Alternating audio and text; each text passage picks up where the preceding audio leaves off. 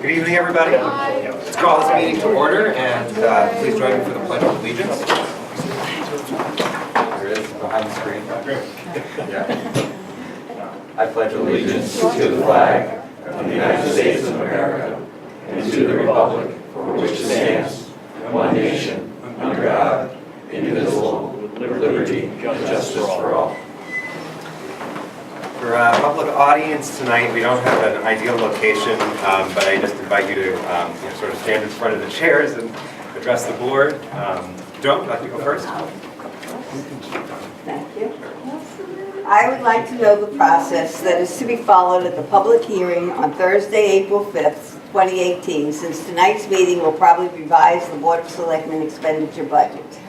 The direction of the Board of Finance was to reduce expenditures. However, the call for the Board of Finance hearing was for the public to discuss the expenditure budgets as presented on Wednesday, March 28, 2018. It appears the Board of Selectmen has ignored the direction from the Board of Finance and presented a political budget with every organization getting a piece of the taxpayers' pie. We the people have been overtaxed for years, creating a general fund savings account over $12 million. As a result of the recent revaluation, the lower value homes have their taxes increased and the high-end homes, taxes are greatly reduced. Homes assessed between $200,000 and $400,000, taxes are increased on an average over 8%, and the homes valued at $700,000 and above have their taxes decreased about 10%. This inequality will continue for 5 years until the next revaluation. The car tax will be increased to the mill rate this year. Since all budgets reflect expenditures and revenues, the town has to make an adjustment for the $1 million shortfall on the expectation of revenues that were not realized in the 2016-17 budget in the 2018-19 budget. Simsbury competes with the surrounding towns for economic development and home sales. The elected officials should be mindful of the unintended consequences of increased taxes, increasing the debt, and a high mill rate. We can no longer depend on the state for revenues. Connecticut will not grow economically in the future, and revenues will decrease, increasing taxpayers' burden. Is the Board of Selectmen presenting a political budget satisfying the needs of the 1% or the majority of the taxpayers? With only 6% of the taxpayers voting for the budget, it is the responsibility of the elected Board of Selectmen and the Board of Finance to present a fiscally responsible budget. It is appropriate to present a capital expenditure. Is it appropriate to appropriate the present capital expenditures for Henry James Middle School renovation of $23,903,620 when the Board of Education had an enrollment in 5017 students in 2405, and there were 4110 students in 2017, a reduction of 907 students. They are reviewing adding a sixth grade to Henry James School. The expenditure for a capital improvement to Henry James Middle School of $23,903,620 should be eliminated until all options are finalized. The cost sharing from the state may not be available. Has the Board of Education produced a cost analysis for the additional overhead expenses for the renovation? Radio communications companies have been used for analysis of many police radio transmission upgrades at no cost to the town. Many towns have determined that leasing equipment is preferable to purchasing. This should be reviewed before the town spends money on plans which would supply the same results. All capital expenditures that are paid with cash should be eliminated or placed in the operating budget for compliance with the fiscal policy of the Board of Finance. I am concerned that the model for the Simsbury Volunteer Ambulance Association requires many volunteers to make them solvent. Since volunteerism is down and this is a requirement in their business plan, it is time to look at AMR with paid staff to provide ambulance service to the town. The surrounding town use AMR with no cost to the town and provide acceptable service. Simsbury Golf Course has not been self-sustaining for years, with taxpayers paying for all capital expenditures and revenue shortfalls. Towns can no longer support the expensive overhead expenses associated with golf courses. Most of the revenue comes from non-residents. Simsbury Golf Course needs professional management.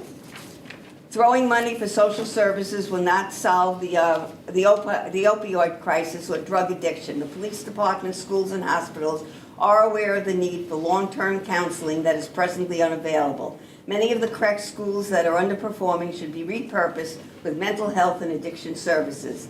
It is alleged that Big Y was stymied when trying to develop their property due to pushback and extraordinary requirements from Jamie Rabbit, Director of Planning and Community Development, making Simsbury difficult to work with. We will not have any substantive economic development as long as Jamie Rabbit remains as the Director of Planning and Community Development. It is time for the Board of Selectmen to take bold steps to reduce expenditures and not use the general fund to pay for projects that are mostly political in nature.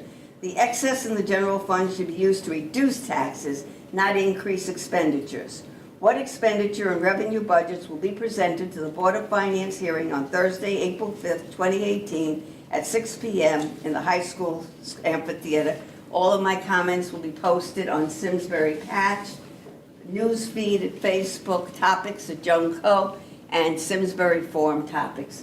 Thank you. Thank you, Joan. Anybody else want to speak in public audience tonight?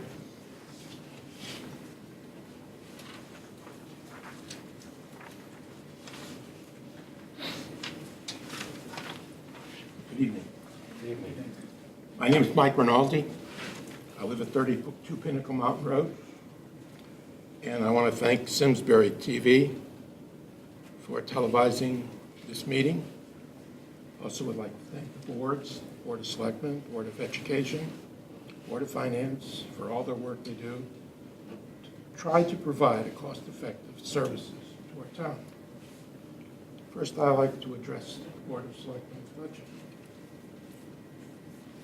Obviously, in a venue like this, I can't go through every line-by-line item, but I'm just going to give you an overview.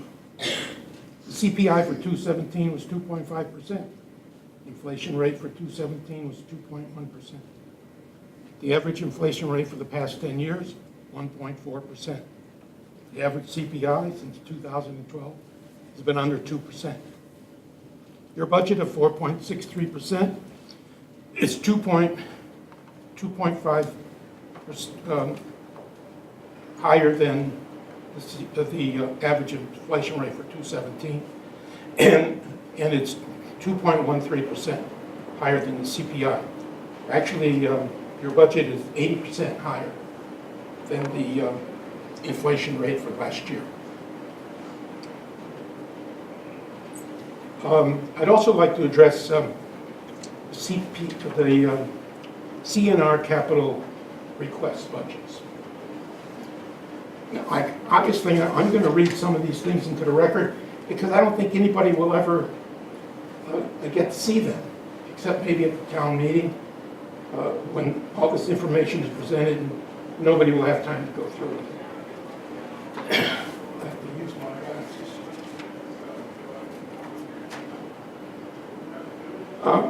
I'm going to read some of the more ones that I found either amusing or concerning, and some of them downright ridiculous. So let's start. The Eno Hall stairway and railings. That needs to be done. It's a terrible situation. It's been there for years, never been fixed. But the railings must be made out of stainless steel. It's $19,000 below the sets of it. And remember, all these things on the budgets are all ending in 3 zeros. That means they're really had a lot of consistency on how each one was appraised.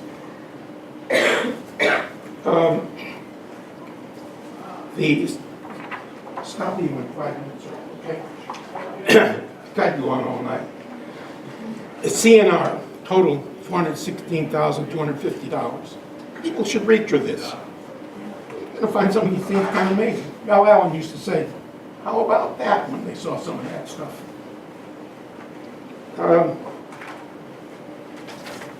Let's go some of the amazing stuff.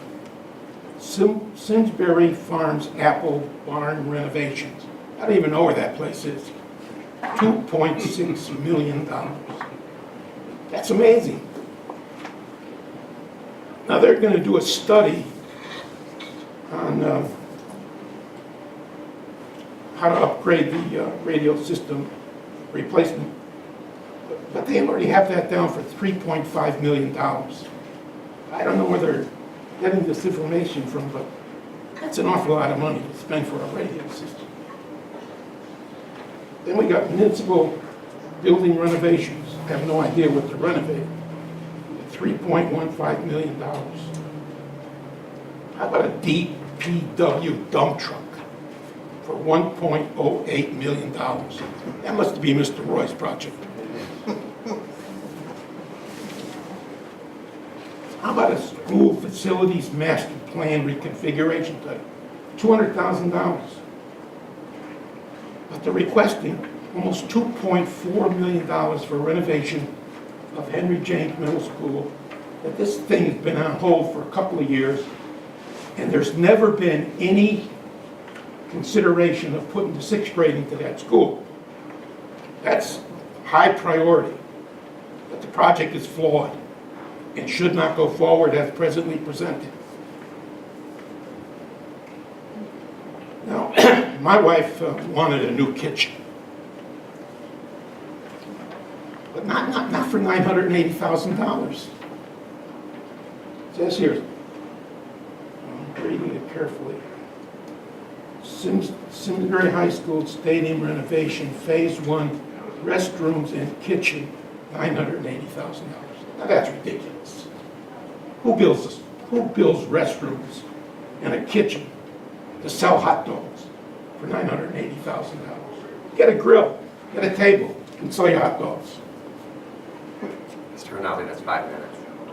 Okay, my conclusion is,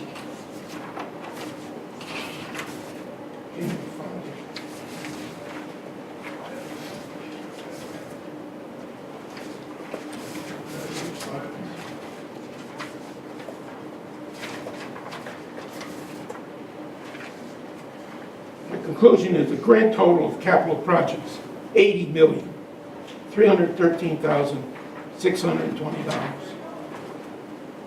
I think that's ridiculous. Thank you. Thanks for your comments, and if I know 5 minutes is often not enough, I'm always glad to meet with people individually too. Yeah, Mr. Hallish.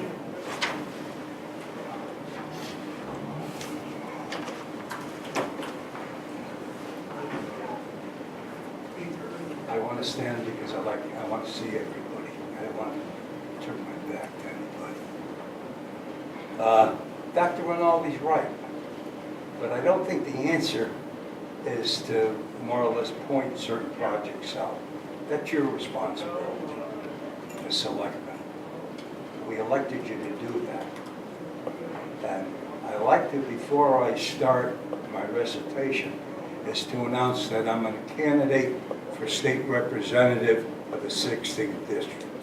And one of the ways I intend to help you people save money, taxpayers' money, I don't take any money when I run for office. My opponent, the Democrat, has taken thus far, John Hampton has taken almost or more than $100,000 to aid his campaigns running for political offices. And I hope that this time out, he won't take it, I'm not taking it, and the Republican opponent will not take it.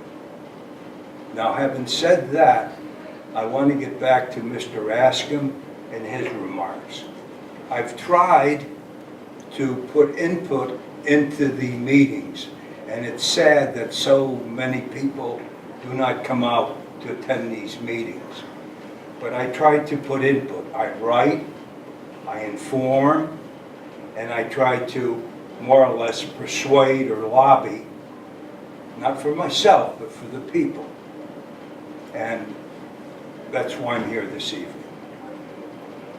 Secondly, what's very important, and I think I have to point it out, I don't think it's the taxpayers' responsibility to support the Chamber of Commerce.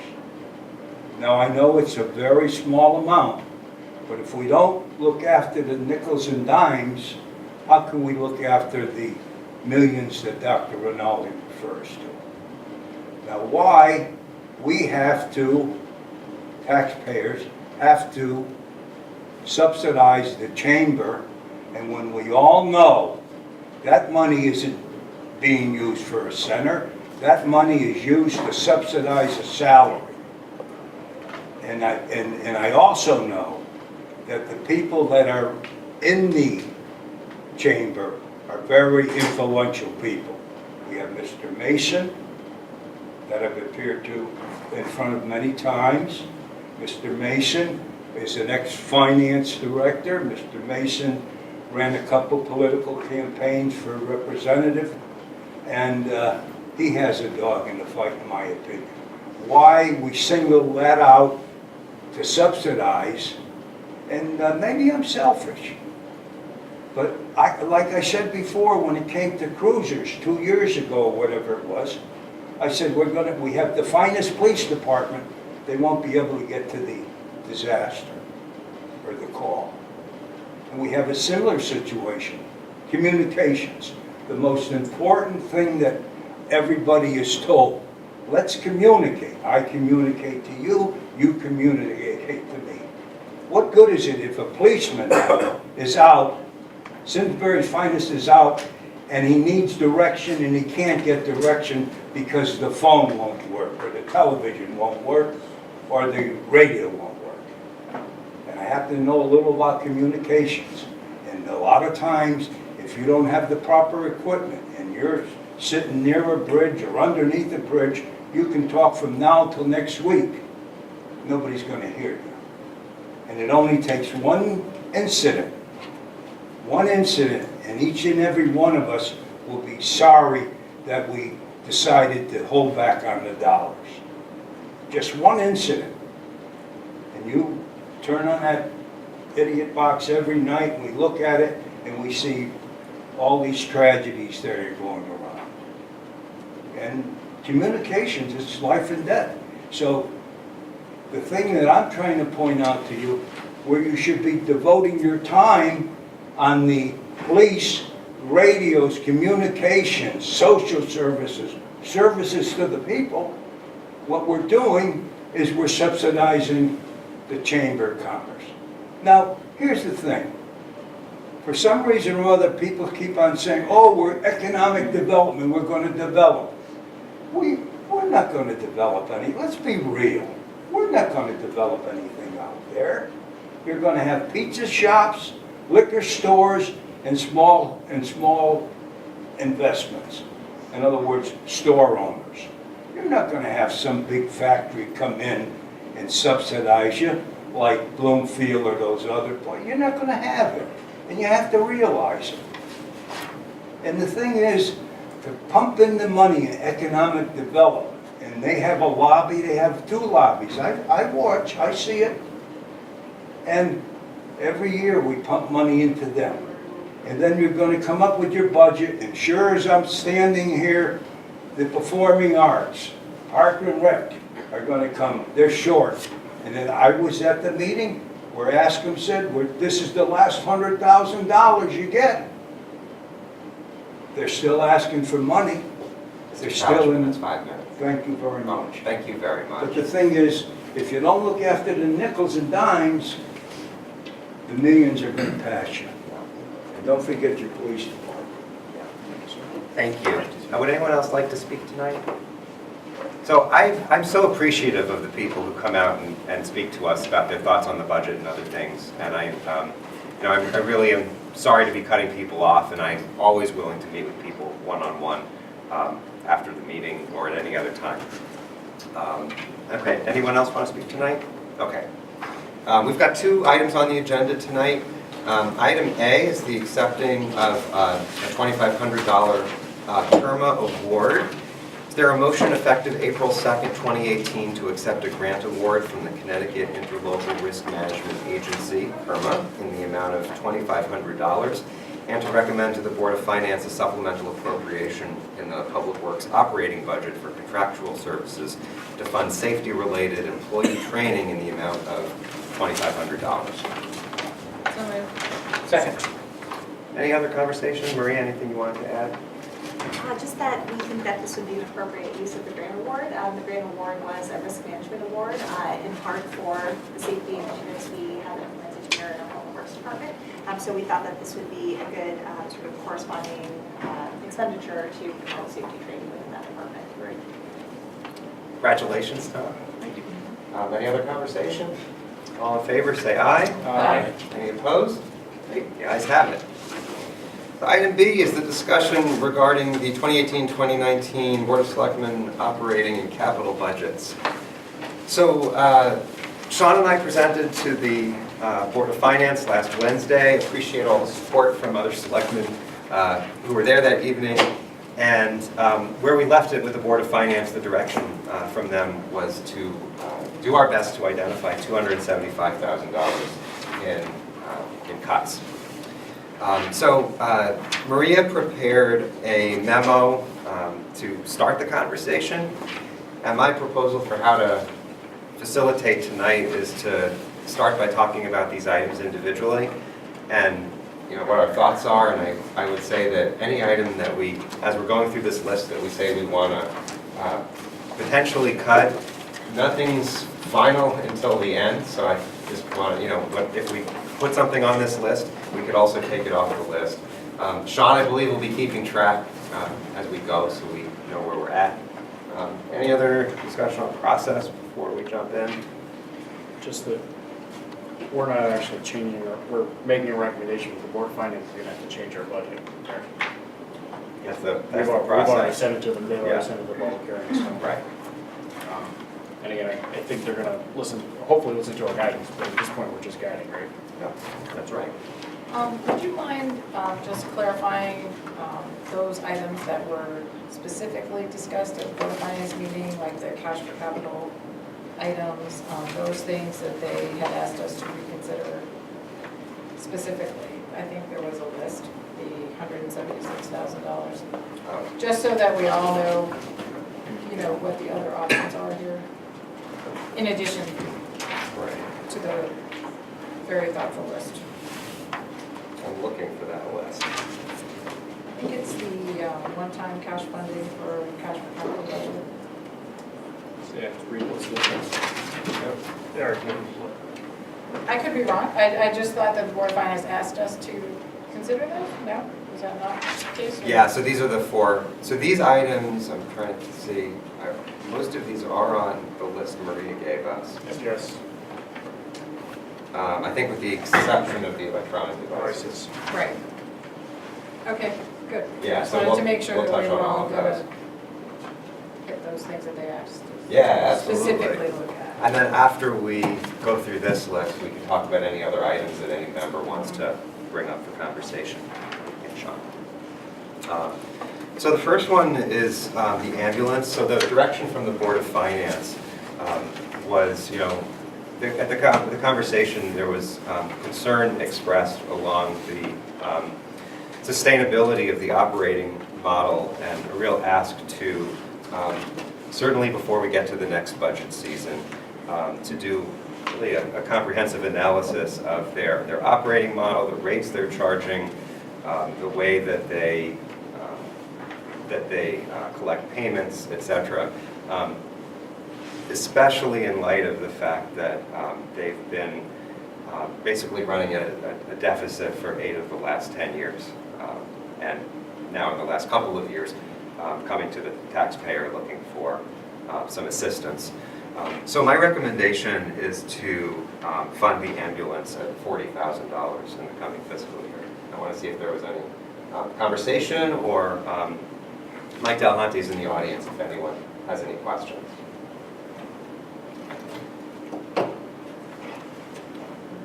So I'll kind of jump in to get this going. Like a lot of the things that happen when we get to this point of our budget process, we have to make some tough choices. I would not be in favor of not supporting the ambulance in any way. That's not what you're saying. I think half a pie is better than nothing. At the same point, I think we do need to do our due diligence and set ourselves up so we have a better handle next year when this comes in. So I would reluctantly go along with that. Eric, for me, I don't see any way that we get to the 275 without taking something out of the ambulance. I completely agree with the ongoing study. I'm more comfortable with the 50,000 because it keeps the funding level with last year.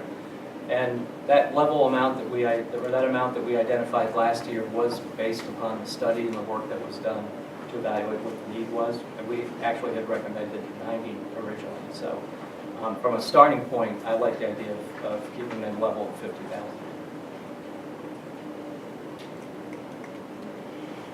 Any other discussion?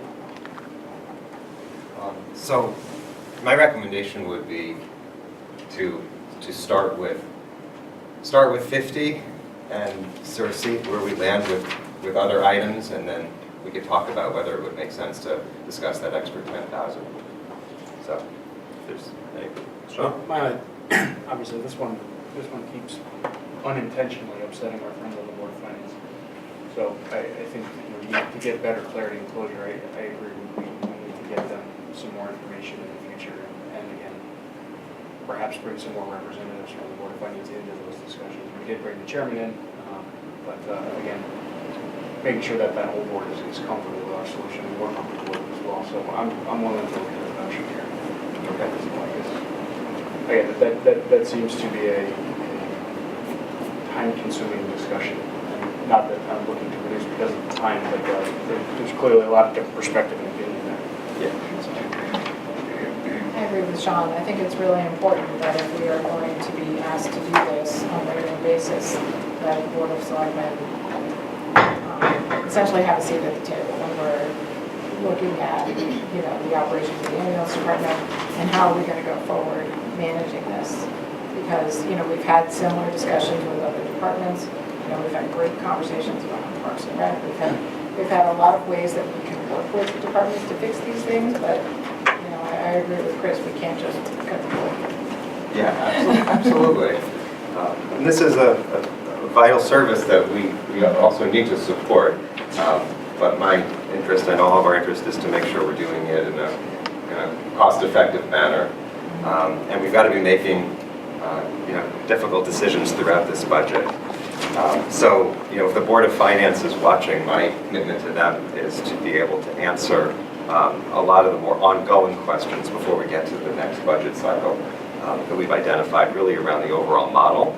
And also I'm very supportive of having either a member of this body or potentially a representative of the town serving on their board too from a governance perspective. But again, those are conversations I think that'll take place over the next 9 months or so. So would members feel comfortable recommending that we keep it flat at 50 and then coming back and reevaluating depending on where we land after the fuller discussion? Sure. Okay. So let's do 50, Sean. So I'm interested in others' thoughts on the recommendations around basically cutting by some flat amount funding to the outside agencies. So that would be the original budgeted amount, with the exception of the ambulance, is $71,105. Maria gave us two scenarios, 5% or 10%. Obviously, we're not locked into either of those. What are thoughts around potential reductions there? Could you just do a quick, for me, and I'm gonna blame the audience and the folks at home. I'm doing this for them, but for just maybe a high-level explanation of exactly what's incorporated on the outside agencies. Yeah, I'm looking for the right part of the budget book, which is the full list.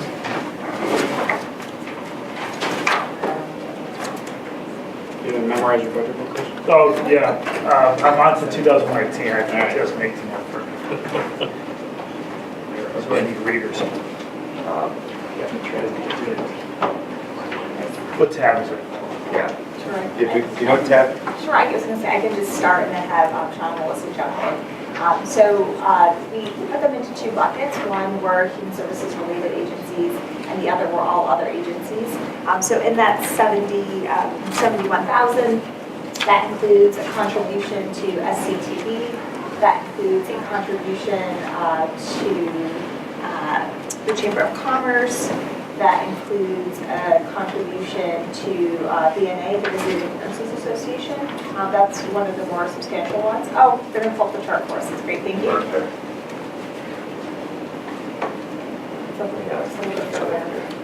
Right there, perfect, great.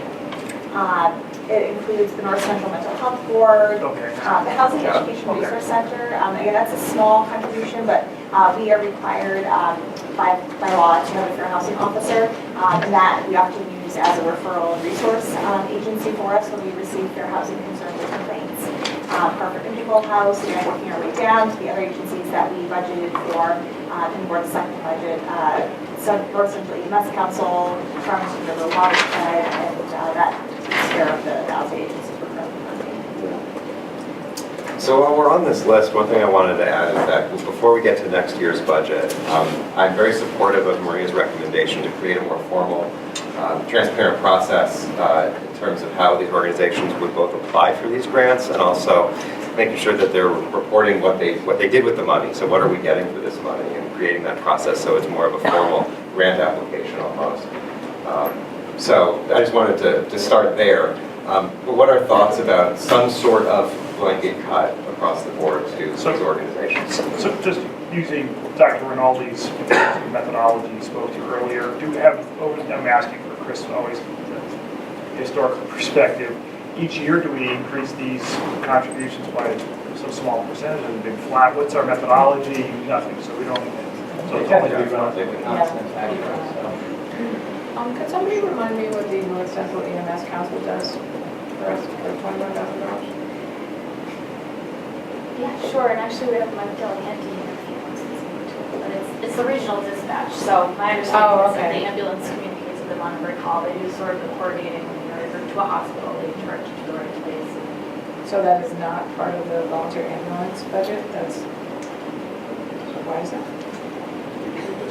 It used to be in the police department, this is the first year we pulled it out and put it with this list. That's why I was trying to, I don't recall seeing it there. My understanding is when they sent us the letter is that, please correct me if I'm wrong, was that they used like a per capita formula to get at that number that they're requesting of these negotiations. And I'm just curious how it has gone into our budget and not the. Always been in our budget. Has it? Oh, okay. It's been in different places within the budget. Okay, I'm, Police department budget, so the police department handles the dispatch, right? okay. I just didn't remember seeing it broken out like that. Yeah. So, Eric, if I could, to me, I don't want to talk about this list until the end, unless we have to, candidly. I mean, again, open to whatever else is, but, I did listen to Mr. Hausman's comments. These are the nickel and dimes. If we get to the nickels and dimes, let's look at this, but I mean, these are volunteer organizations that provide services to our community. SCTV, we shouldn't be cutting SCTV, we shouldn't be cutting the watershed, we shouldn't be cutting, and these organizations that do really, really good work. Yeah, I would I would agree, because I was just thinking the same thing when I forgot to look at if you take your 5% of the Farmington Valley River watershed, so the people in the audience or me, like, and the past would say, what's $200? Like, an organization that's philanthropic and it's charity. We know all of us have been involved in some sort of charity event in our life. We know how much $50 means, $100 means, $200 means. We're talking about a budget, a number that's that small. Mr. Calich's point, Sean, that's nickels and dimes to them, it's not to us. So I'd like to move off that and maybe look at some of the larger ones. Yes, I'm very comfortable with that. I agree, I just wasn't sure.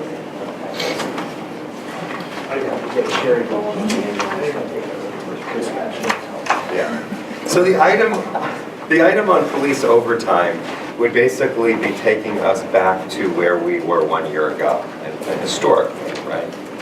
Right, so when we had worked on the analysis for the current budget, we took a look at historic trends, and we're trying to really right-size this based on historic trends. But again, if we just wanted to essentially leave budget where it was, that would get us there. If you recall that we did reallocate some savings from the training overtime account to the regular training, to the regular overtime account. So this wouldn't necessarily reflect that specific line item, but if you look at the two line items in totality, this would essentially take us back to where we were. Okay. And to be clear, what happens if police exceed that level of overtime that's budgeted? We would hopefully make up for that in other areas of the budget. If we had savings in other expenditure accounts at year end to end up coming to a positive place. Okay. So, my recommendation, Sean, were you going to have something? Just from is this a combination of line items in the budget? As presented, so this reflects the training, this reflects the overtime account, that is not the training overtime account. So those are actually two different line items, but this particular proposal would be to affect the overtime line item, not the training overtime line item. Okay, so, It's actually both. Oh, sorry, is it both? I apologize. Okay. but from an allocation standpoint, we're not necessarily cutting the overtime training, we're cutting the overtime line. Basically what you're saying, even though they're being added together. So we look at the 200's coming down 25,000, so it's coming down to 175, basically. I mean, it's up to that. Because we know the training seems like a more definite number, right? And we've got a lot of new officers and that appears to be there, so that to me feels, at least from my side, not like a real cut to be given back to the Board of Finance, because we're presuming to spend that money, whereas over time, there's ways that we can truly manage that number. Training, you can't really stamp on, right? Yeah, I mean, Is that a fair way to look at it? No?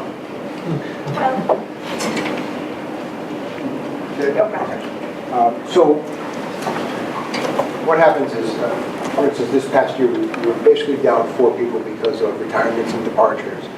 That's very difficult to say, well, we can manage that because we have minimum staff requirements, we have emergencies that come up, we have training obligations.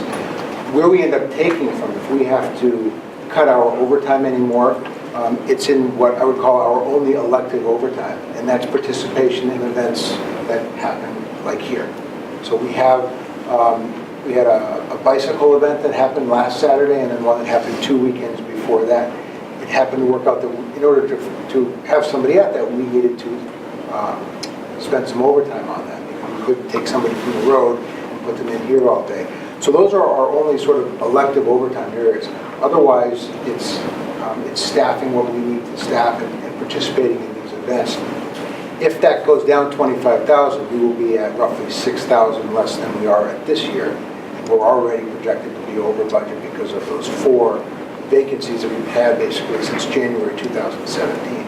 When we hire somebody and they go to the academy, we don't fill that vacancy on the road. It takes anywhere from 10 months to a year to get that person on the road. So we're sort of constantly playing catch up, and we look like we're going to be in that same situation come FY19 with 2 potential departures, 1 vacancy now, and not knowing what else is going to happen. But as far as being able to manage that overtime, it's being managed now, and we're already not doing so well with that. We'll have to do some maneuvering. Okay. It just so happened to be that we had that maneuvering available to do this year, but we're not sure about next year. Go ahead, Maria. Just to point out, and the Board of Finance, it's difficult when we think we may have retirements, but we're not certain. So I think the interim chief pointed out that, again, we may have a few retirements which could impact the sign item, but as of right now, we don't have formal letters from individuals indicating that formal intent to retire. So Eric, my question is, so, because the statement was made, if we reduce it to the 210,107, that's what, I think I heard someone say that's what is in our current year budget, or is that what we actually expect to expend this year? I'm trying to get a sense, I guess, Sean, the 235,107 versus what we actually think we'll be at this year or actually were last year. I know we might not have an exact number, but. We're certainly going to be higher than 210 this year. Right. So I certainly don't like to set ourselves up to fail Yeah. in a budget area. I mean, if we know we're gonna spend more than the 210, why would we? If you've got historical perspective, and it's an area of services, so most people in here have all highlighted that this is one of the critical areas where you don't skip line. Yeah, okay, this is, we have, so I'm with Chris. Can we get lower than 235, from someplace above 210? I mean, is that, or is it gonna be 235 that we're gonna come in and spend? I mean, that would be, it's foolish to just be doing this and knowing we're gonna blow through the number. Just to play games tonight, just to get to 275. I agree. My only point though is there's a lot of ways you can look at the budget, and none of these numbers are perfect, right? Because things change and things happen and they float. So, and it's not a disingenuous float. It's when you're running a $5 million department, there are changes. If we reduce the police department's budget by $25,000, they're not. I don't think they're going to have a problem running next year. If they're going to have 2 retirements, then that 3972227 salary number is going to be lower. And through the usage of interdepartmental transfers, they can still cover it up. I don't think we're setting them up to fail and then go back to the Board of Finance for an additional appropriation. I think that's the way I'm looking at it. You're looking in the total budget. And of the $4.8 million budget, and the chief, probably disagree with me because everybody always needs more money in their budget. But I'm not looking to cut the police department, but when we look at it, where are they going to come out in totality, and are we still setting them up for success is how I'm trying to look at it. Yeah, so I appreciate that, and I think I'm closer to where Sean is on this. I could support, at least temporarily, putting the $25,000 on the list.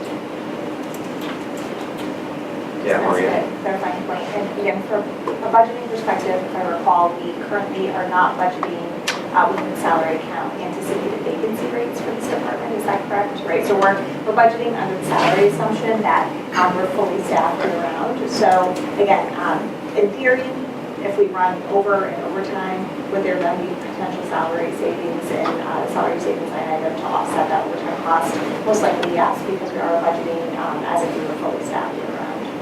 Yeah, and just a point, it does come down to whether the overtime generated because of vacancies or due to workers' comp injuries or other things for the officers. So we've had that issue this year. That's one of the reasons.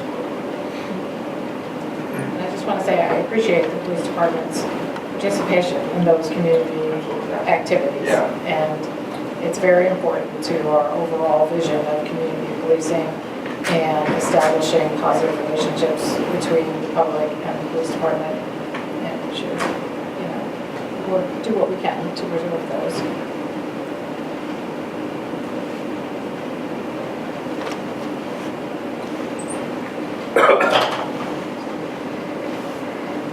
So let's put, again, if the board's okay, just put it on that list temporarily, and we can come back to it. The next is economic development study. I had, in conversations with Maria, talked about potentially a reduced amount. We've talked about smaller scale projects that would look at, reducing the lead time for the permitting process. My best estimate to move forward with something like that would be closer to $20,000 instead of $60,000. Where my head is actually at with this one right now, as painful as it is to say, is I think we could lose the full $60,000 knowing 2 things, that there's going to be work ahead creating the ordinance to put the new Economic Development Commission together, and then there's work that we know that they can do based on the Economic Development Task Force. And we could then come back to the public at a time when we have a clearer picture of exactly what we would use that money for. So it doesn't, none of this makes me happy, but I'd be okay with losing that $60,000. I can support that. I have been an advocate of having this money in here, but I've always felt it's value added as opposed to critical to what we're trying to do with the EDC. So it comes up on my list earlier than a lot of other things in terms of things to do, so I would support that. I would too. Yeah, I have, there's, all of us want to encourage economic development. It adds to our community in a whole host of different ways. And we certainly heard from the members of the past, the folks who've been involved in the past in economic development, either commissions or committees or efforts, and certainly they have vested intentions. But shamefully for my own self, I know that there's documents out there on studies that have been done that at the same time I can't look a voter in the face and say, are you 100% sure that there's not value in what's already been done? Have you really done a good job yourself looking at all that that's been presented prior by experts? And can't you find nuggets and gems of success in there before we go ahead? And I can't say that for certain, so I wouldn't be comfortable. I'm actually more and more, as Chris says, it's value add. It's not something I'm really going to fight hard for right now. If we're looking about saving dollars and adding to people's service end of the spectrum of the town right now. Eric, I think, given the list of the things we have to look at, this is something I would reluctantly go along with. I think it is something we need to do. I think we have to be careful, and I know we are being judicious in where we're cutting, but I would go along with cutting the 60 out at this point. So let's, any other comments on this one? Okay, let's put that one on the list, Sean. The next is the response to Deepwater wind. This is another item that came up during the Board of Finance conversation about, we had put 50 out basically as an estimate for two things. So one would be legal services, consultant services, and then the costs of monitoring the site during construction. So that's an item that we could cut in half, and then potentially, if we needed to, go back to the Board of Finance for a supplemental appropriation. I think that's a wise choice. As I listened to, both the argument for this in the beginning and after the Board of Finance hearing, I think it makes sense to, when we have to make these difficult cuts, to look to those things that we are not actually sure about yet. So, we did this to be perfectly transparent, to show the public that we think there are going to be expenses coming, but we don't know for sure what that's going to look like yet. And, that's a place we could leave it. Yeah, I agree. Much like we're going to ask some of our other departments to do what we just talked about, if that 25 has to come out, we need to find it at the end of the year through savings and other accounts. I think we need to be put under the same microscope that we're asking other departments. Yeah, absolutely. So traditionally, staff has done a phenomenal job of managing the funds and having us coming in under, so I'm comfortable with that option as well. I would go along with that. The only thing I will state for myself personally and publicly is I don't want Deepwater Wind to think that they can poke the bear and get away with it. Because if we get our back up, we'd probably get pretty cranky. And I don't want them to think that they've got us on the ropes. But I would go along with that. Eric, if I could just ask, so at the Board of Finance meeting, this was presented as both some percent of that would be potentially used for legal fees, but the bulk of it would be used for monitoring that. I think we're on a course of kind of committing that we're going to want that monitoring done. So I'm just probing here, how much of this 50,000 is ambiguous versus how much of that is, we pretty much know we're going to be spending some money in terms of monitoring. And so I just want to get a sense of that, to know how comfortable I am kind of just letting it go. Do we have a sense of that? Or? Well, we definitely will have some fees that will incur. I shouldn't say definitely. We'll most likely have some fees that will incur. It would be a lot of consulting services, specialized services, engineering work, landscape architecture, various work related to the soils and water testing and monitoring, the various on-site inspections. So again, it's very likely for about an 18-month period potentially that we would have some, again, consulting services and hopefully our legal fees as we wrap up the negotiations. Hopefully that fees will wind down. I think to your point, Chris, we also could not give a definite timeline for when those funds were going to be needed. We don't know for sure when construction is going to start. We don't know when monitoring is going to be needed and what other expenses we might have related to that project until it actually starts. Okay. And we haven't gotten there yet. Okay. Well, if I could just quickly point to, during the Board of Finance meeting, the question had come up with some of these specialized projects and studies, by CMR, with something like Deepwater, where there's a potential, I think, for it to go beyond 12 months, into perhaps go 18 months, or even longer. If the funds aren't expended in that project budget that's set up in the CMR account, it does have the ability to roll forward. So I do think, again, that's an advantage for this particular initiative to budget for there as opposed to operating budget. All right, so it sounds like we can put that on the $25,000 on the list. The next one is money set aside for the next reval. Hey, Eric, we actually skipped over one of the economic development study permitting process improvement review. So that item would be if we were to reduce, that was an estimate saying if we wanted to do, instead of an economic development study, hire a consultant to help us shorten the lead time for a more specific project. Sort of Plan B. it's a mini project inside a project. Yeah, it's like what could we do if we had less than 60,000? Yeah, again, I feel more comfortable knowing exactly what we want to use the money for and then go ask for it. Okay, thanks.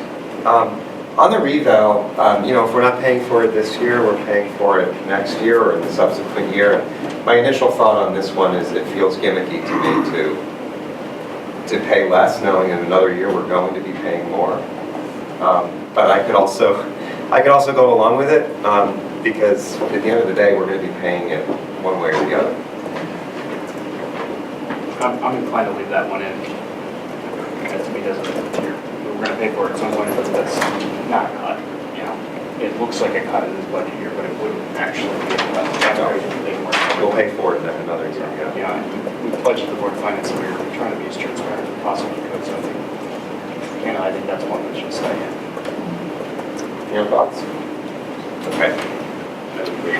All right. So I guess I'll put the next two as a lump together, the Greenways maintenance and the sidewalk maintenance.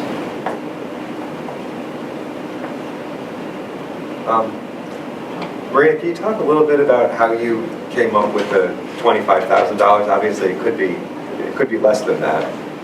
Right, it could be more, Just- it could be sure. less. It was just, again, a starting point. If we didn't want to completely decimate, those accounts and continue to defer maintenance.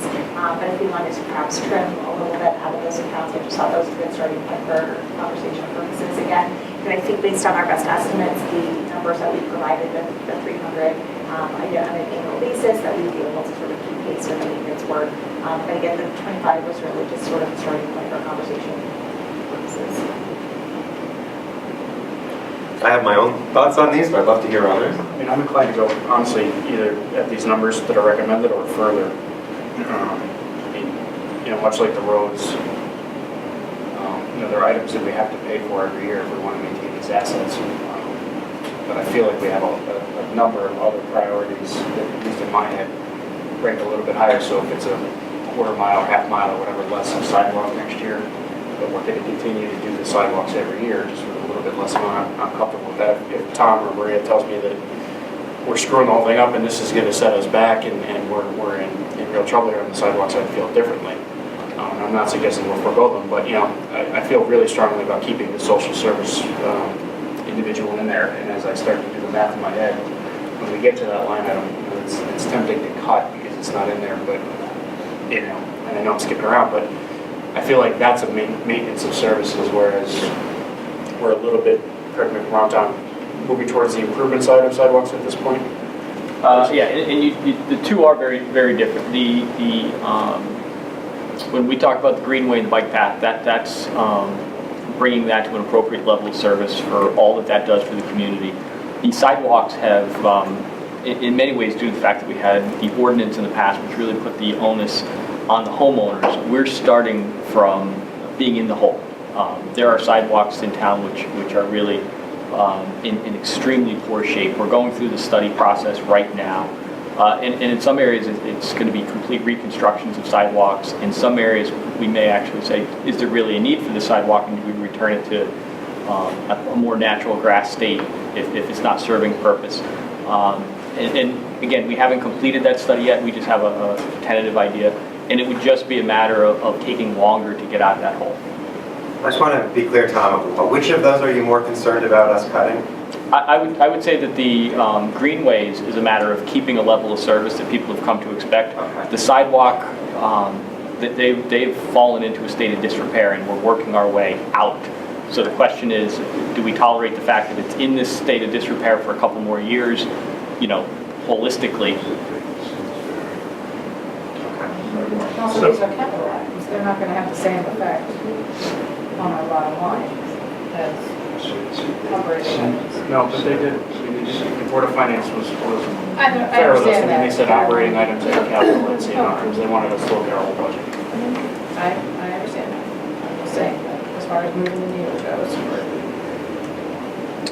So kind of keep going back to the overarching theme about why we're here as an organization is first and foremost, I think we're all talking about safety in any aspect, right? So Tom, the sidewalks, we have issues with safety in some areas, correct? That would be accurate. We're starting to start to lean. Now, kind of like Sean's point, we're up here and it's $300,000. I feel like we're sort of like, we're playing, the price is right. Spin the wheel, am I above or below some certain number to kind of start feeling good about where I start? Do I go to 25,000 or do I go to 45,000 on the Greenways maintenance? So I would want us to, you're in the middle of a study though as well. We're in a study phase on the sidewalks. The Greenway number is looking more at annual averages, that type of thing.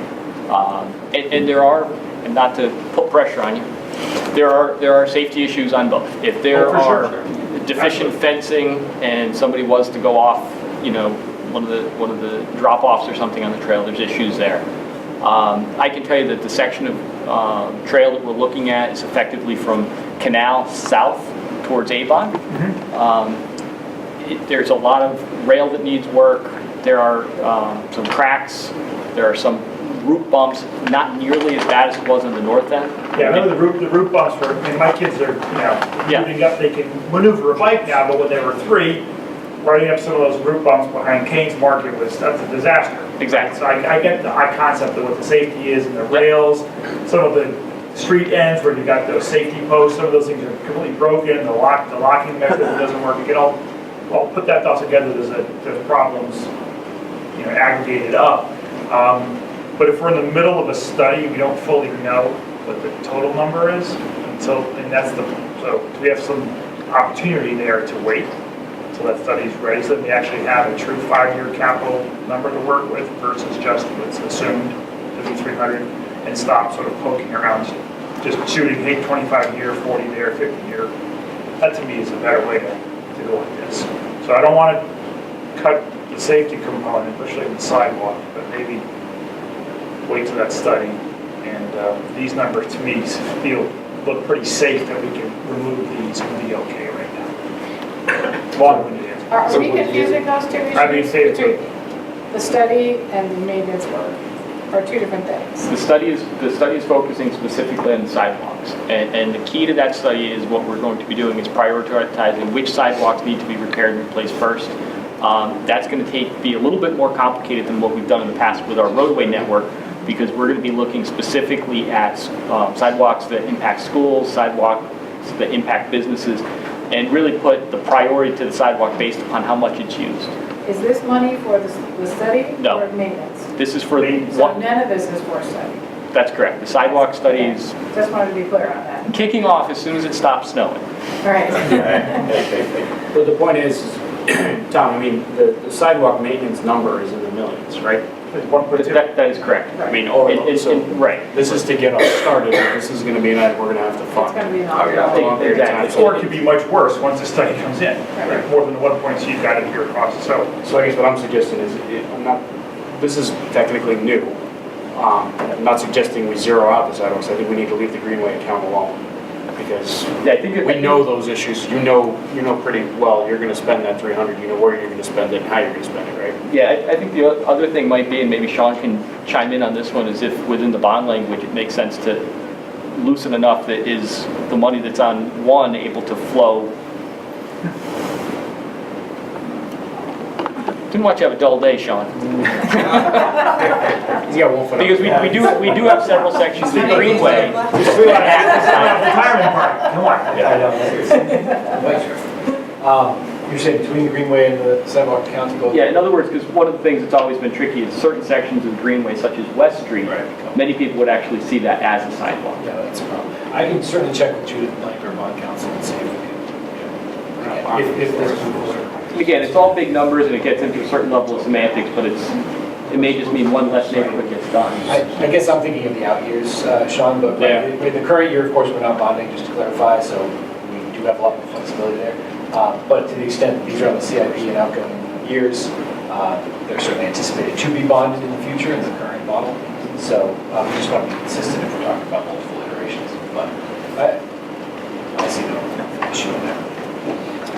I would like to see us, I'll suggest that we go with 25,000 out of the Greenway maintenance and bump the sidewalk maintenance to $50,000, knowing that it will have less of an impact, because this is a multi-year project. And I don't know what everybody else thinks, but I'm sure I'll hear. So I could support that. Yeah, I could support that line. Yes, I'm fine, yes, I mean, somebody said Okay. higher, I'd go higher. So from the Board of Finance perspective, I mean, this would basically be keeping this item flat. Right. So we're talking about moving 25 from one to another, right? So. No, I was actually I want to talking, make sure I'm understanding. the Greenway 75 maintenance would go total. to 275, Yeah. the sidewalk maintenance would go to 250. Oh, I see. 75 total of 75. And this is very selfish because I really am looking at the social worker lines down there. I'm Yeah. ahead of myself. I hate to I'll say be that's honest. what I'm completely zeroing in on. Yeah. So I just want to say to this group that the reason why I did want it on there because I felt like it would be weird not to have it on there since it was an ad, but I have no interest in losing that item. It doesn't sound like anyone else does. Okay. So we're good on this item?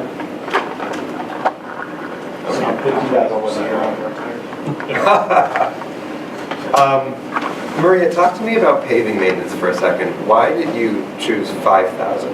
Sure.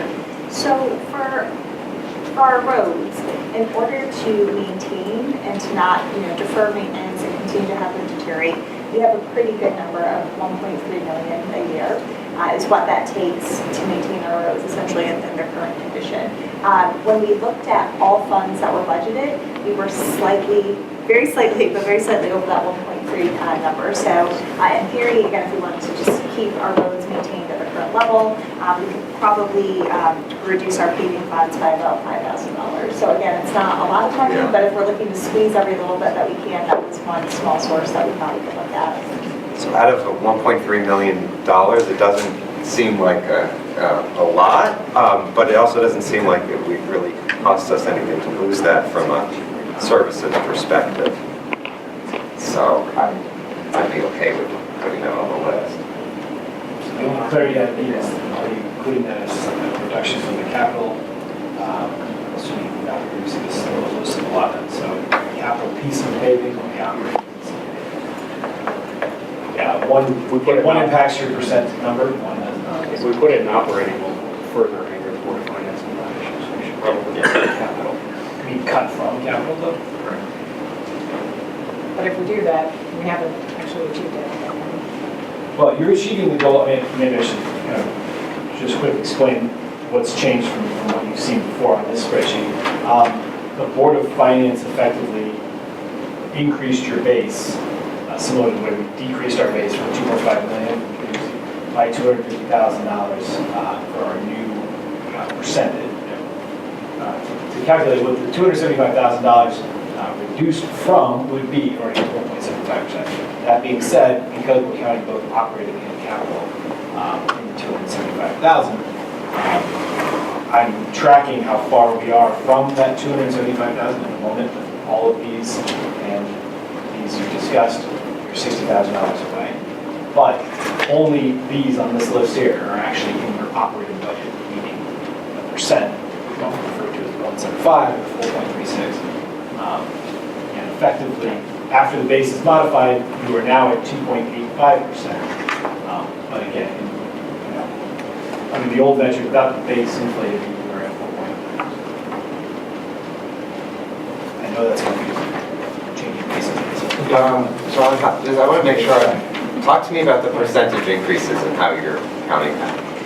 Sure, so at their meeting on Wednesday, the Board of Finance effectively said, in order to calculate the value that you need to cut in combination, it's really the in combination that's the important part, because if you were only cutting operating expenses, removing $275,000 would get you 1.75 with the adjusted base that they're giving credit for things that were restored in this year's budget, generally.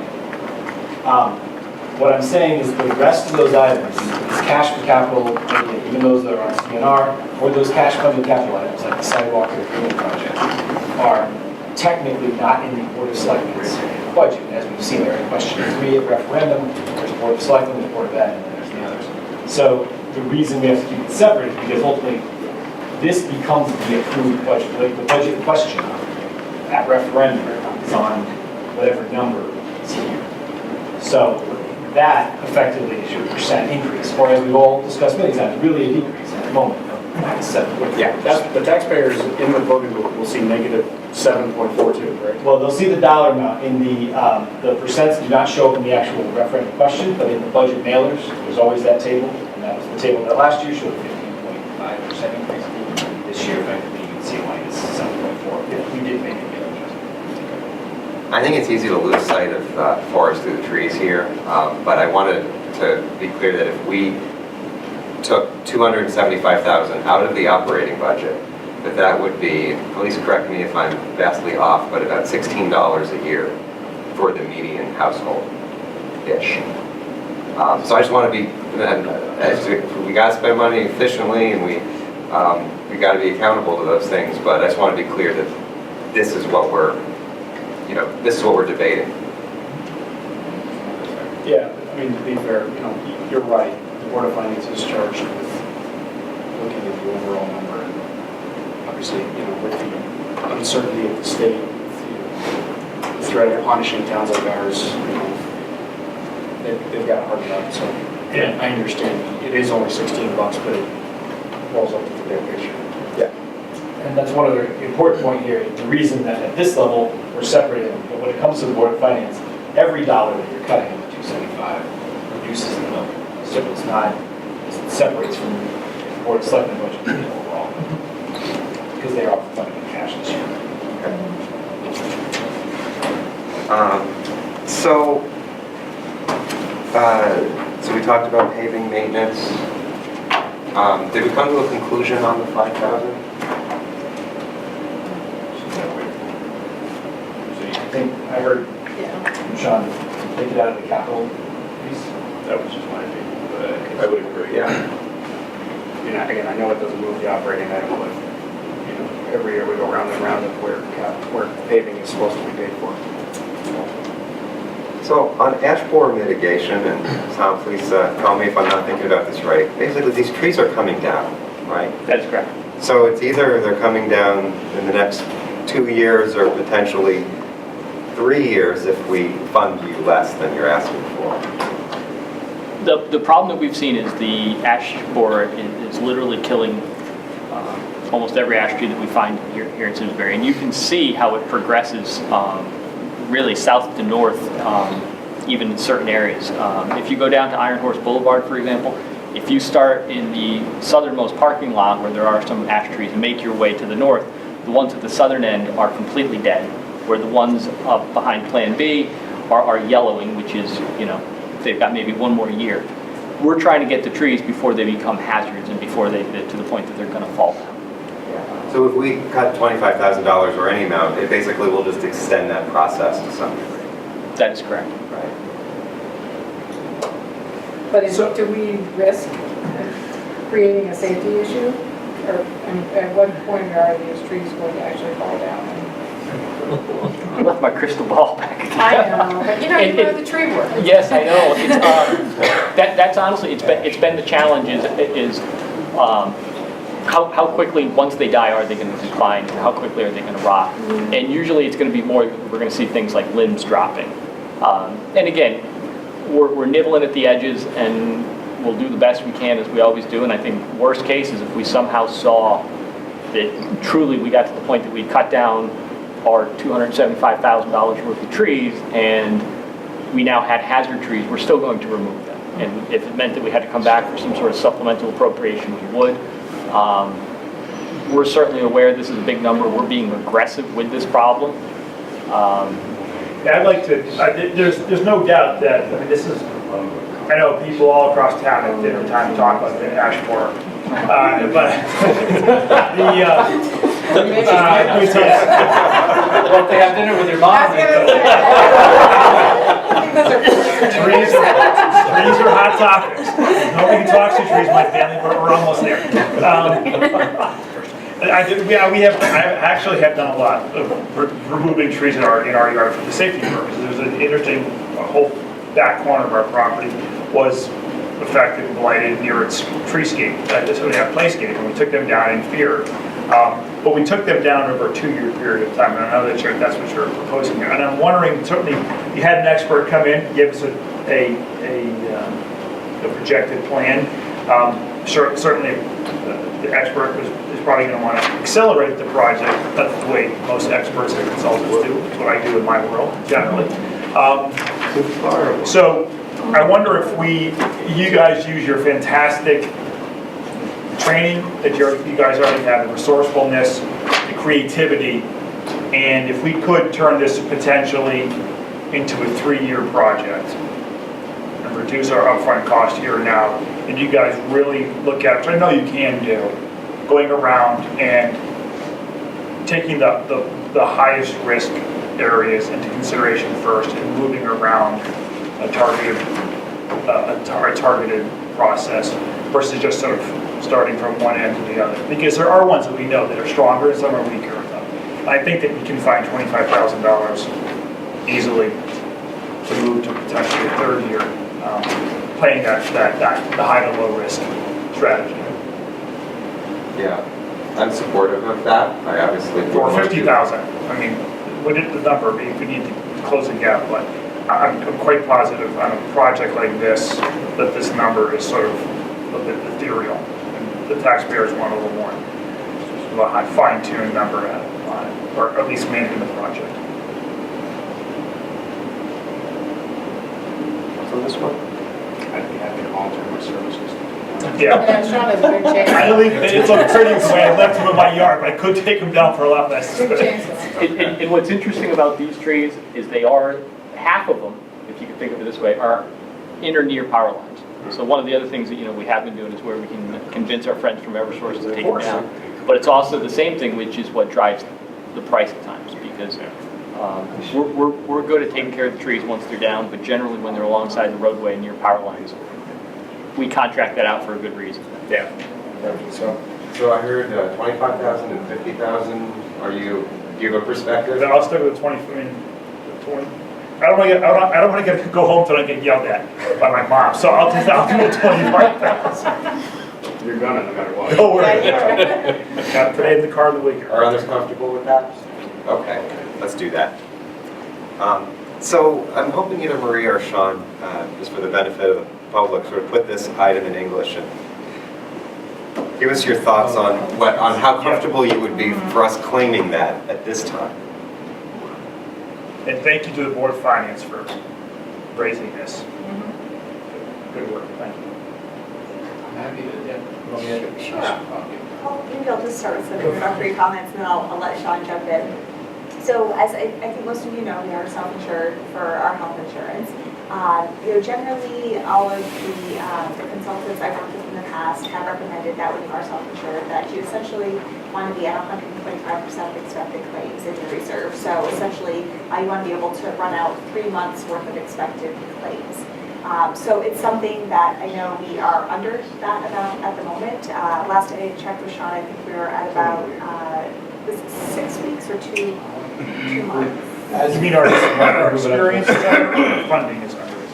Our funding fund and our balance. reserve is sort of less than that 125% of expected claims. So again, ideally, it's really difficult when you're self-insured to really know if you're going to get hit with a lot of unanticipated high claims. And so, right, you want to make sure that you're enough in that reserve in the event that that does happen.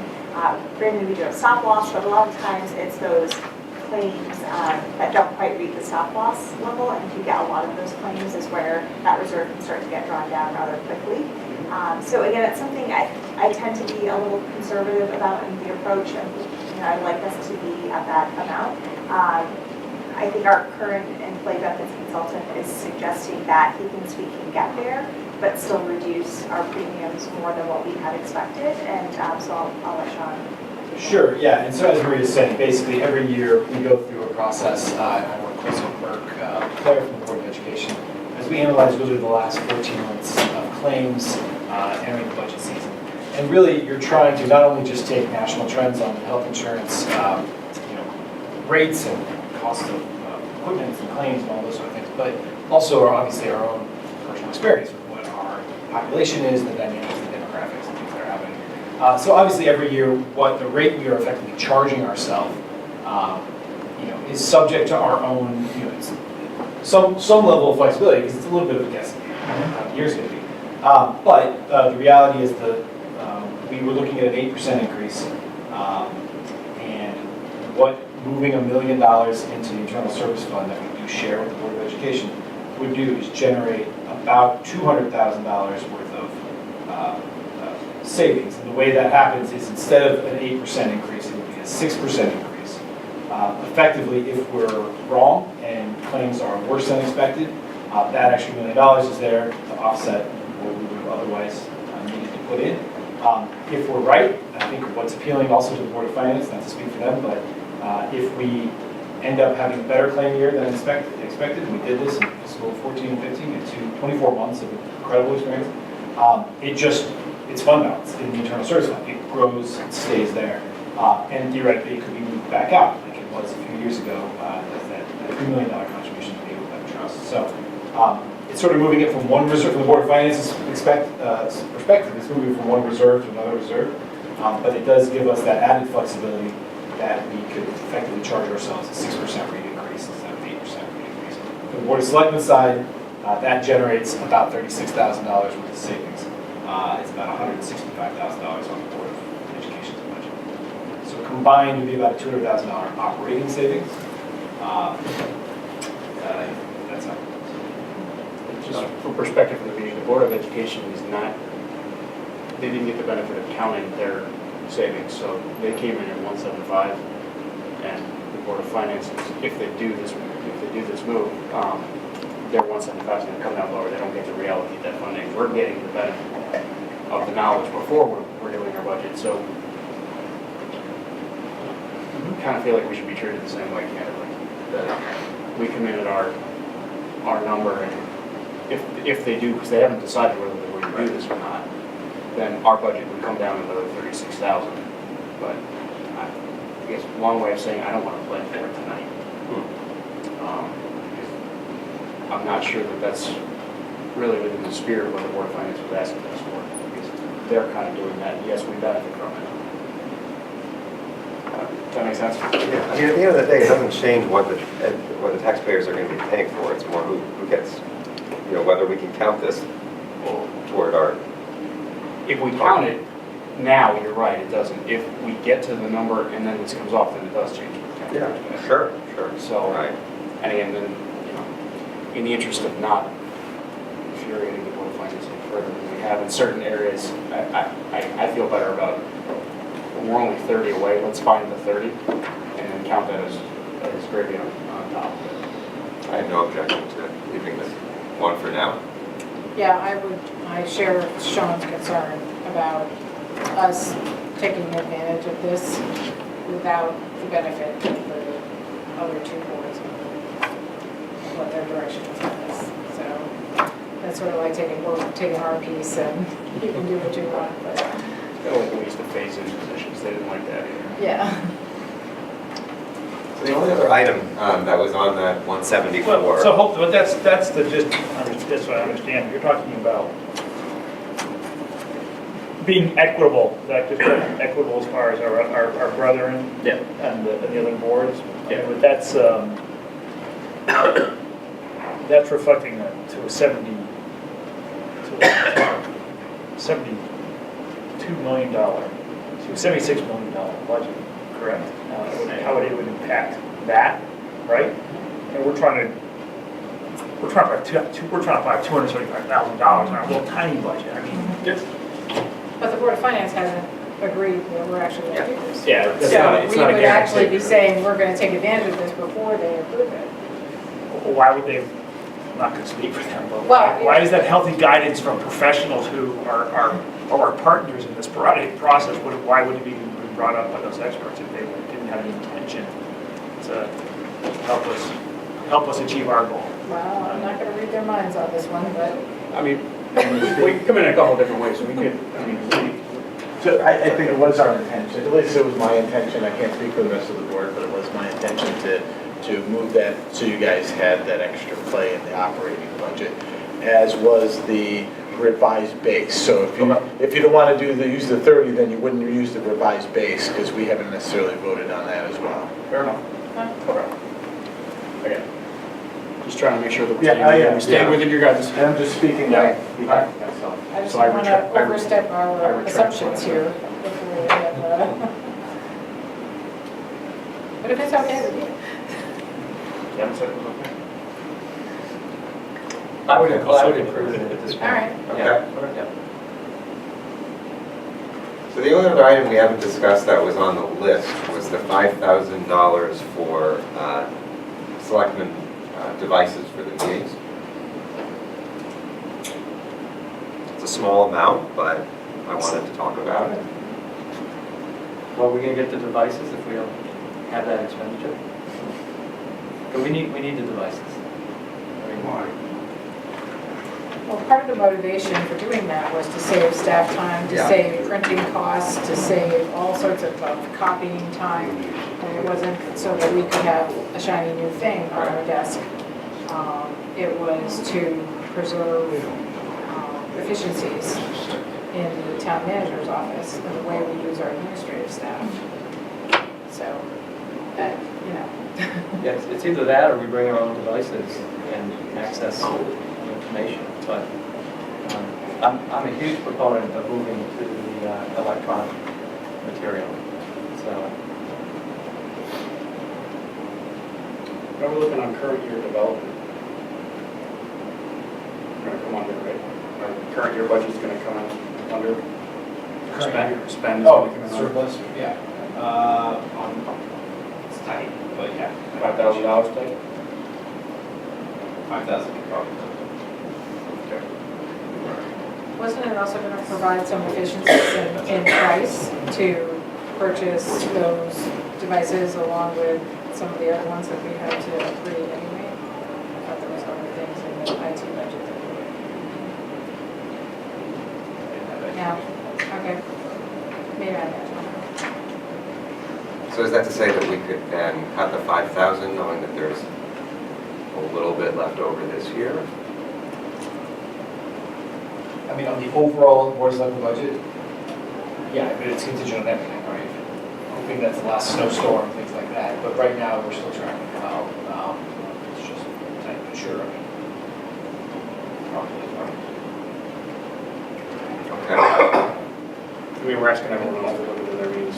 Yeah. It's kind of the same thing, right? I mean, we're not being disingenuous, but there are lots, we talked about before, there are lots of different ways to pay for the things that this community needs. And, you know, So am I hearing that we take out 5,000? Okay, let's do that. So that is everything that we had on Maria's memo. I wanted to see if there were other items that other board members would like to bring forward. John, can you roll the totals so I can see where we are? Sure.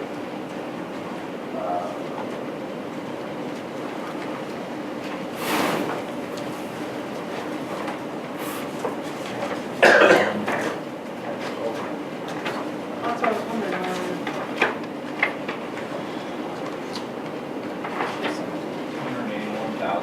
So the whole roll-up?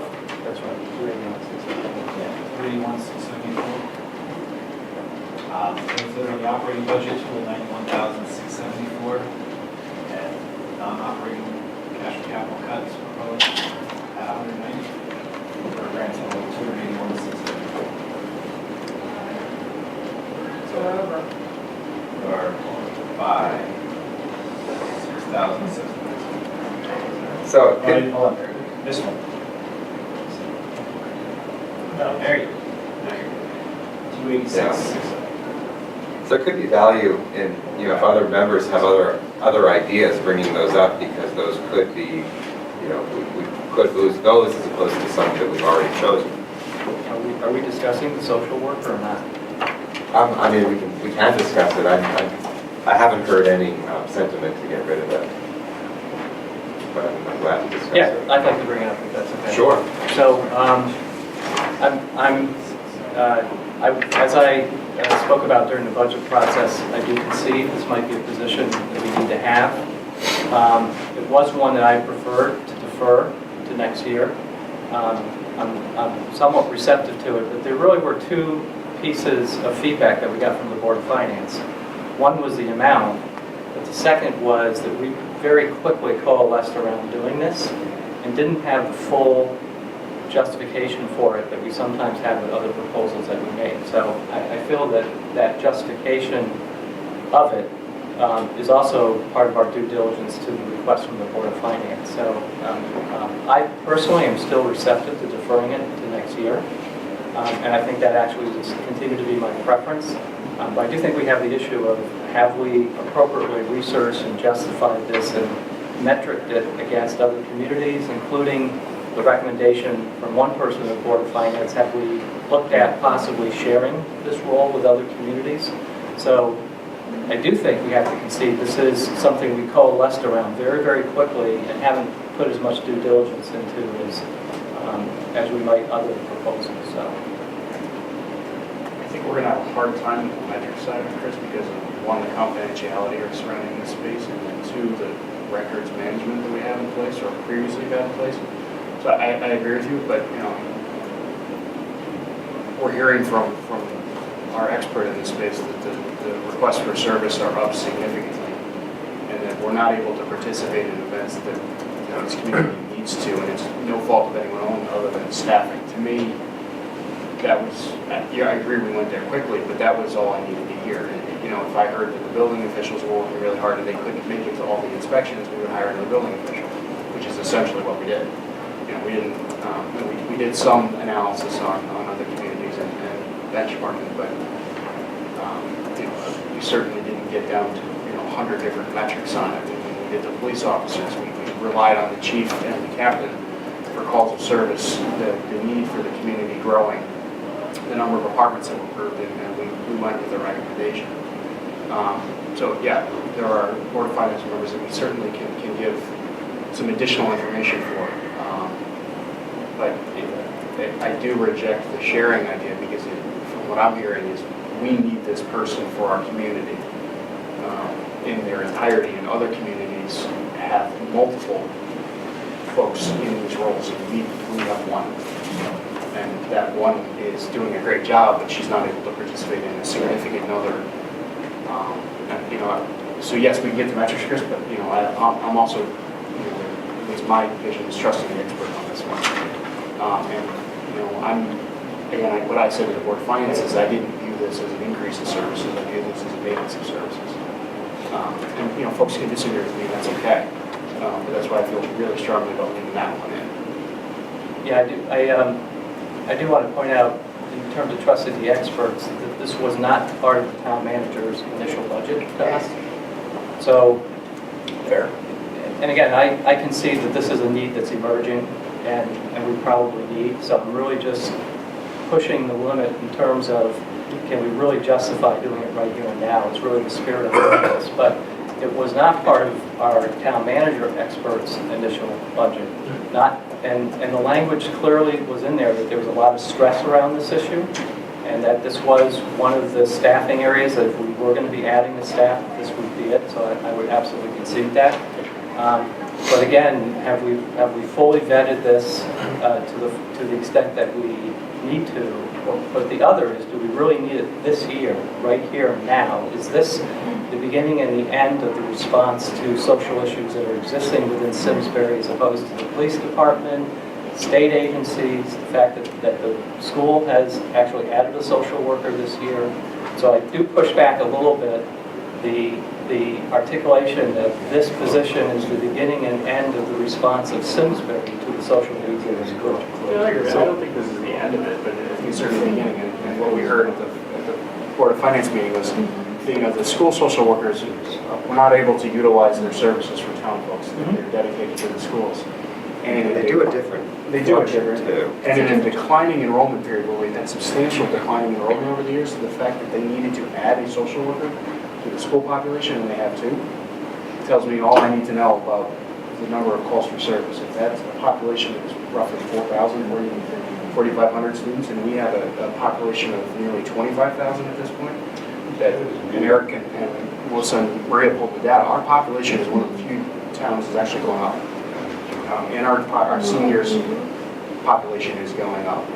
And again, I'm no health expert, but those two factors to me make the case in my head that there is a need based on how our population is evolving and the fact that we're growing. And one of the specific areas that was identified as a need was the direct service piece. Right. And that's what this position addresses.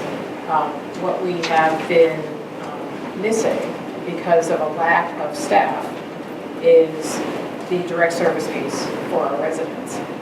We have asked our social services director to take on a number of roles. And I know you understand that as well as anybody, the list of requirements for that job. And while she does that all admirably, in fulfilling all of those functions, she is unable to do that, the direct service piece. That is so crucial when somebody is in crisis, when somebody walks in the door unexpectedly.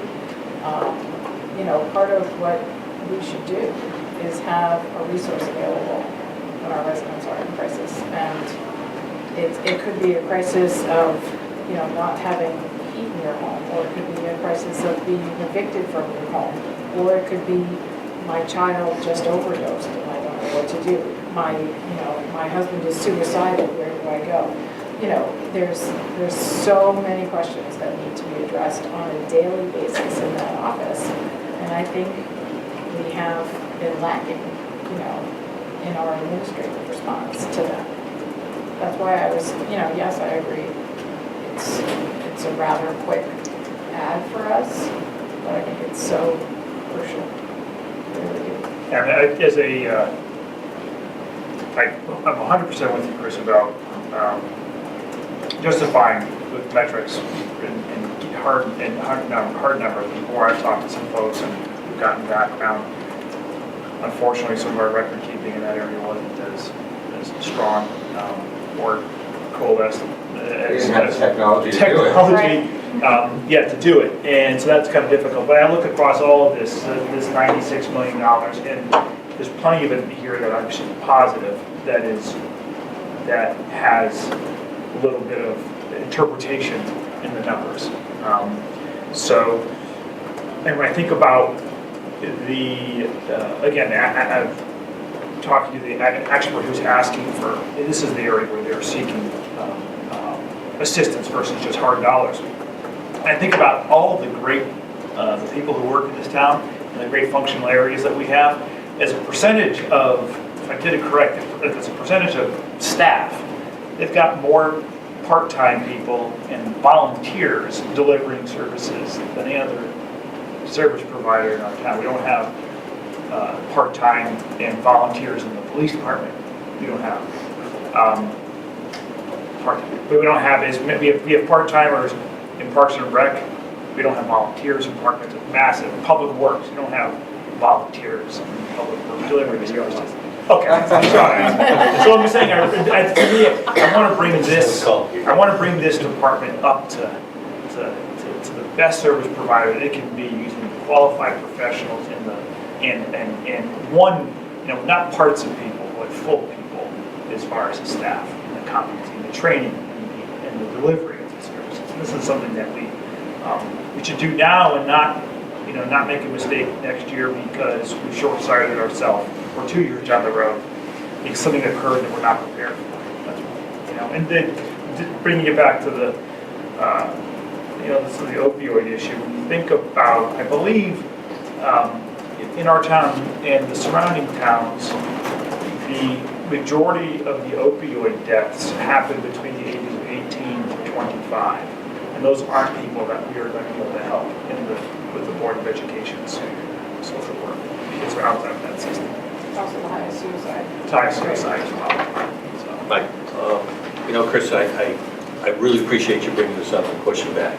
I really do, because it points out something I probably should have done better at our Board of Selectmen meetings, was to share how the Juvenile Review Board works. And one of the things that I was surprised with is that is actually managed by the town social services department, not the Board of Ed. And counseling is part of the town social services department, so they are doing it versus the Board of Ed social services.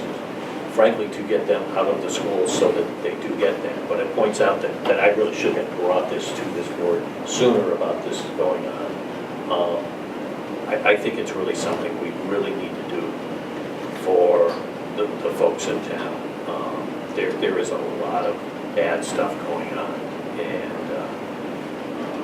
I think we need to do it. I appreciate you forcing us to have this conversation. I don't like it, but I do appreciate it, and it's something in hindsight, I should have been talking about sooner. I did, but I'm not going to shut up now. We all need to say something nice. No, this is a great conversation. No, I think he was right. This is He was great right to bring that up. Yes. It's absolutely crucial that we have this discussion. Yeah. I'm satisfied. I don't have any need to say anything more or assert anything more, so, yeah. I do appreciate your perspective. Were there any other items that anyone wanted to consider? Moving conversation forward, the irrigation study for Simsbury Farms, is that updated? That's $40,000, is that correct? So that's something I think that we consider.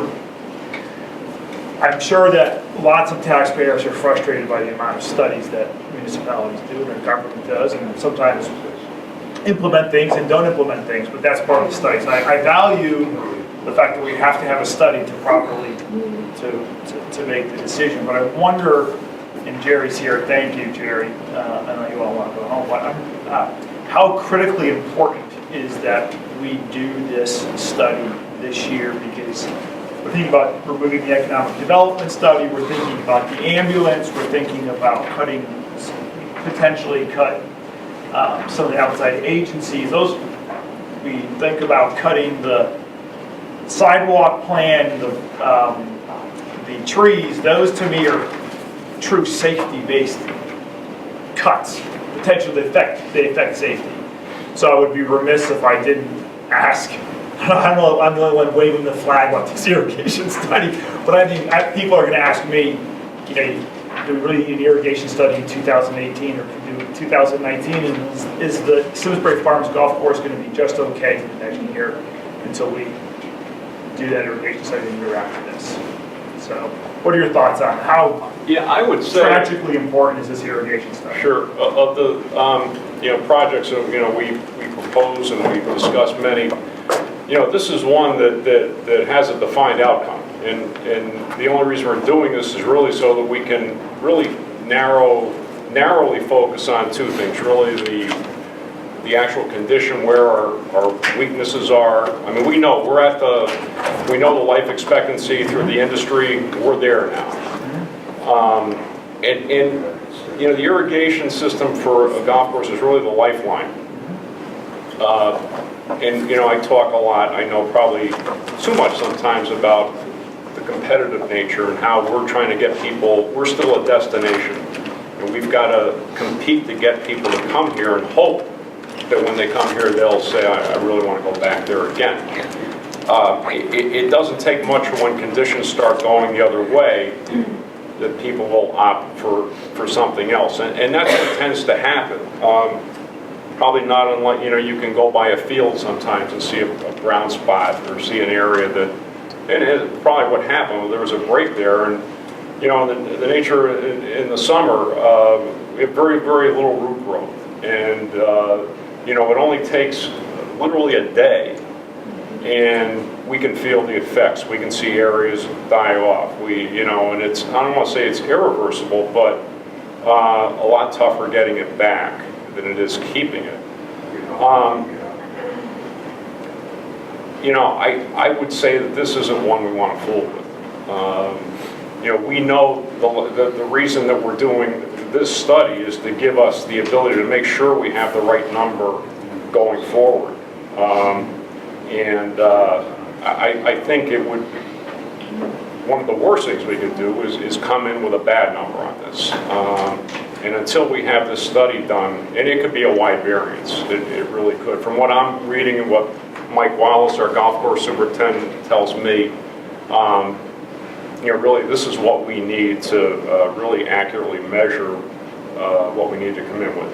I don't think it's something we want to fool with. I think it's too big an investment in that course. And I mean, if you want to translate it into dollars and cents, I think we could stand to take a big hit revenue-wise that would far exceed what we're spending on this study. It's my... There's no doubt.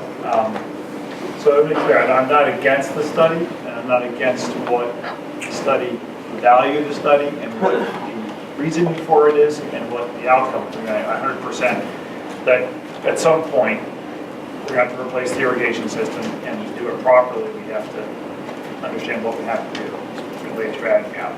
But I just hope that we're not at a point where we're at the assumed lifespan of the system, and this is what you do next, versus, and this is just sort of the process which my municipalities go through, and we truly are at I would prefer that we be at a true stress point. I don't want a catastrophic event where we lose the pump house and then we lose the entire, and then in a week, every green in that place is gone, you've got nobody going, and we're in worse of a subsidization situation with the farms because nobody's going. But I hope that we're not just getting on a plan to be on a plan because that's what we think we need to be. I hope that we're there because we've had some significant signs of failure or events in the past that are causing us to do this versus, it's 25 years, we should put a new one in. No, I think in an earlier workshop, I apologize, maybe. No, it's okay. No, I think I have mentioned that we have experienced those failures on I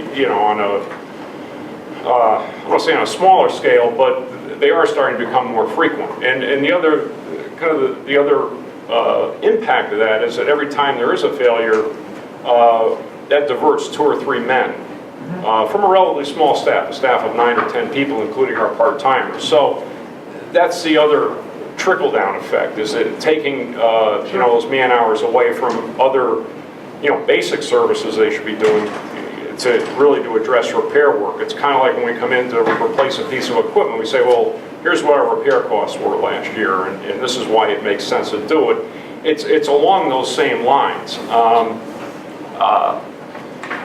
I would say that it's a combination. We have experienced the failures not on a catastrophic level, but again, I think we're trying to be proactive here before it does get to that. And I think, again, we look at what the the prevailing life expectancy is, and this is what we're getting. And I mean, think about it. We do this study now, and chances are the replacement's not going to take place for at least after 2 more seasons. You could do it once. You could do it once, right? Well, you typically don't do it. More than likely, it's going to take place in the fall after play starts to tail off. You don't want to do it in the peak season. So if we best case, if we do that study in 18, 19, we're not looking until, at least probably the fall of 2019, possibly 20, before that were to happen. As I say, I preface all my comments, I look to people who are subject matter experts, and you're 100% experts to take me down a path. If you tell me that that would be a critical mistake, that we would not to fund this and move forward, then I'll trust you, and then I'll have the conversation with you, the conversation to explain that. Yeah, I have no problem defending this one at all. Okay. To me, this is an easy one. Thank you. Of course, I appreciate you bringing this one up.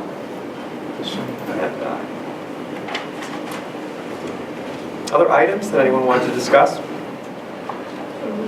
Can you, Sean, show us what we've done tonight?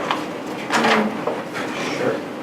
So under the operating budget reductions, we talked about a $30,000 reduction from the $80,000 that's included in the budget for the ambulance. We talked about a reduction of $25,000 in the police overtime line. We talked about the $36,674 credit for finance, $1 million to the general service fund. And under non-operating cuts, but still cash cuts under cash for capital. Eliminating the economic development study at $60,000. Reduction in water wind response for $25,000. Reduction in the sidewalk capital project to $50,000 and the Greenway project to $25,000. Reduction in the paving management project to $5,000. Reduction from the asphalt capital project to $25,000. Thank you. Before we put this to a motion, is there any other questions, comments, concerns? Okay. So I'll do a motion. You can let me know if it's the right one, but is there a motion to recommend these reductions as presented to the Board of Finance? I'll move that. Second. Any further discussion? Do we need any specific language for modifying a budget we have already presented? No, I think that's enough. I mean, ultimately, what's probably going to happen is there's a regular meeting after the public hearing that night. I think what they'll ask us to make sure is to present what we discussed. And I think that motion covers the items that we discussed. The presentation itself. So we'll make sure we give them what they need to move it forward to the public hearing.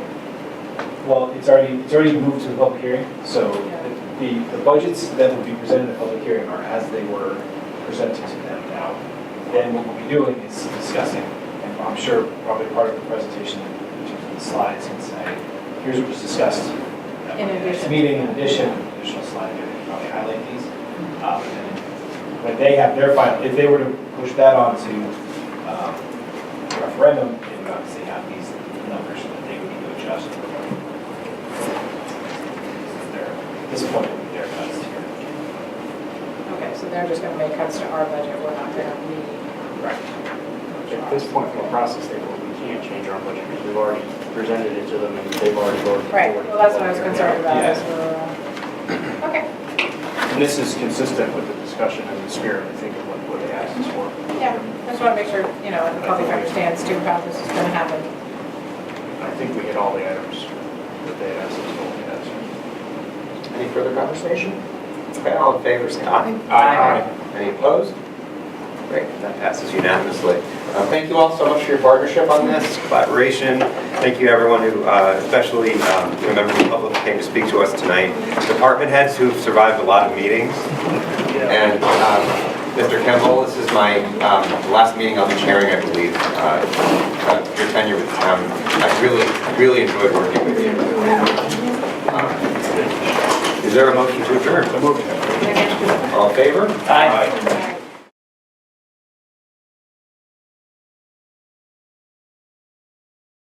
Funding for Simsbury Community Television is provided in part by contributions from viewers like you. Thank you.